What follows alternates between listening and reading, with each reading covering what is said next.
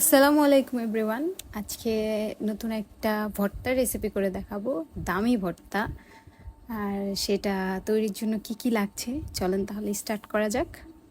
ফার্স্টে যেটা নিয়েছি সেটা হচ্ছে আমি 3 টুকরা গরুর গোস্ত নিয়ে নিচ্ছি। আপনারা চাইলে 1 টুকরা গরুর গোস্ত দিয়ে ওই ভর্তা বানাইতে পারবেন, যদি আপনার মানুষ কম থাকেন, একা থাকেন, 2 জন থাকেন, বানাই খেতে পারবেন। তো 3 টুকরা গরুর গোস্তকে আগে ছেঁচে নিছি। তারপর হচ্ছে এটাতে লবণ, হলুদের গুঁড়া, মরিচের গুঁড়া, আদা রসুন বাটা দিয়ে সুন্দরভাবে মাখায় নিলাম। মাখায় এখন আমি একটা বাটিতে উঠায় রাখতেছি। তারপর আমি সরিষার তেল দিয়ে দিব একটা ফ্রাই প্যানে। তারপর সরিষার তেল দিয়ে আমি এখন শুকনা মরিচ দিয়ে দিচ্ছি। শুকনা মরিচের কোয়ান্টিটিটা আপনি ঝাল বুঝে দিবেন। অনেক শুকনা মরিচ কিন্তু দু একটাতে অনেক ঝাল হয়, আর অনেকগুলাতেও ঝাল হয় না।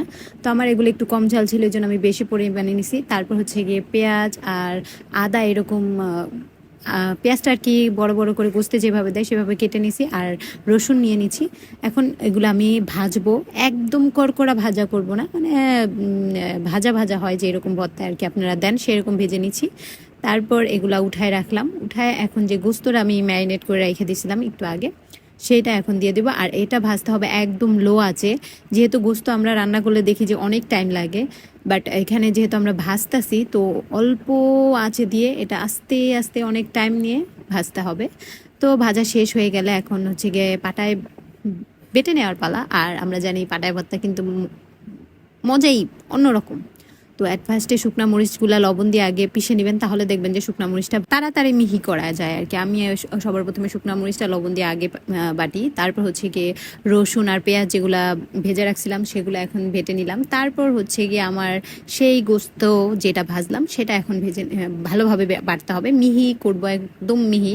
তো এটা সুন্দরভাবে ভেজে যদি এটা ভালোভাবে ভাজা হয় তাহলে আপনার বাটতে বেশি কষ্ট হবে না।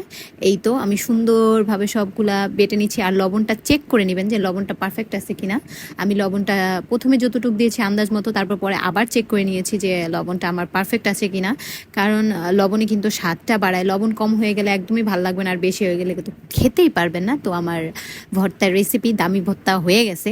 তো এখন এটাকে আমি সুন্দর করে পার পার্সনের জন্য গোল গোল করে সুন্দর করে নিচ্ছি, যাতে এখান থেকে আর কি ভেঙে ভেঙে না নেওয়া লাগে, মানে একটা গোল বল উঠাইলেই মনে করেন আপনার হয়ে যাবে। তো সেই জন্য আমি একটুখানি নিয়ে তারপর দুই হাতের তালুর মাঝখানে নিয়ে তারপর একটুখানি প্রেস করে যেভাবে আমরা গোল বল বানাই সেরকম গোল করে নিছি। সবগুলা এইভাবে এক এক করে সবগুলা করে নিব। আর এই গোস্তর যে ভর্তাটা খাইছি সেটাকে আমি কেন দামি ভর্তা বলতেছি, কারণ আপনারা সবাই জানেন যে গোস্তের দাম কত।